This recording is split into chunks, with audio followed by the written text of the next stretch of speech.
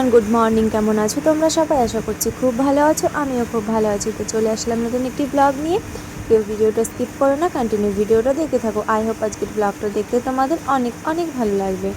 তো দেখো, সকালবেলা খাওয়ার কিছু পাচ্ছিলাম না, কী খাবো বলছিলাম। তো মা বললো তাহলে ঠিক আছে, আমি গোলা রুটি ভেজে দিচ্ছি, তুই গোলা রুটি খেয়ে নে। তো দেখো, তার জন্য সবাই মিলে গোলা রুটি খেয়ে নিয়েছিলাম। বাবাও বাড়ি ছিল না আজকে, তার জন্য রান্নাবাড়ির অত চাপ ছিল না। কারণ বাবা বাড়ি থাকলে সকালবেলা ভাত খায়, মানে সকালবেলা না, তাও 9:30-10টার দিকে ভাত খায়। তার জন্য বাবা বাড়িতে ছিল না, মাঠে জল দিতে গেছিলো। এর জন্য মানে ভাতের অত চিন্তা ছিল না যে ভাতটা এখন রান্না করতেই হবে। তার জন্য আজকে দুপুরে রান্না হয়েছিল, সকালবেলা রুটি খেয়েছিলাম, তারপর রান্নাবাড়ি হয়েছিল সব।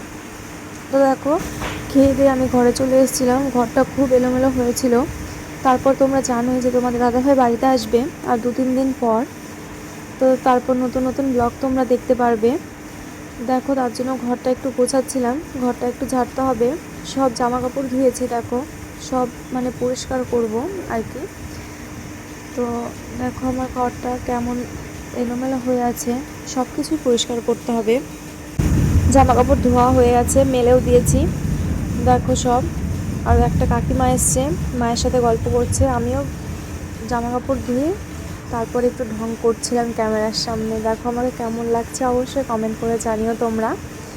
তো তারপর একটা বোন চলে এসেছিলো আমাকে এই কাপটা দেখাতে, এই যে এটাই মানে ওই বোনটা। তো বলছিল, বৌদি কাপটা কেমন হয়েছে একটু বলো।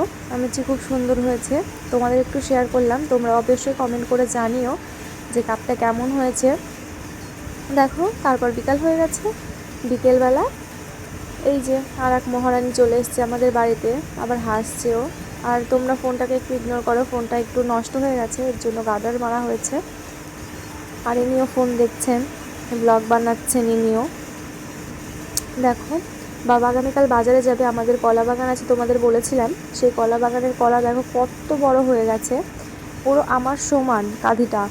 দুটো কলা নিয়ে যাবে, মানে কলার কাঁধি নিয়ে যাবে। সাইকেল একটা বেঁধে রেখেছে আর একটা বাঁধবে। বিকেলবেলা দেখো আকাশের মানে প্রকৃতির পরিবেশটা কত সুন্দর, মনোরম একটা দৃশ্য। আমার তো খুবই ভালো লাগে, মানে মনে হয় আকাশের দিকে তাকিয়ে থাকি। তো বিকেলবেলা উঠোনে দিয়ে একটু হাঁটাহাঁটি করছিলাম। তারপর ঝড় চলে আসলো আমাদের এখানে আবার, এর জন্য তাড়াতাড়ি করে আমি রাত্রে রান্নাবান্না সেরে তারপর ঘরে চলে এসেছিলাম।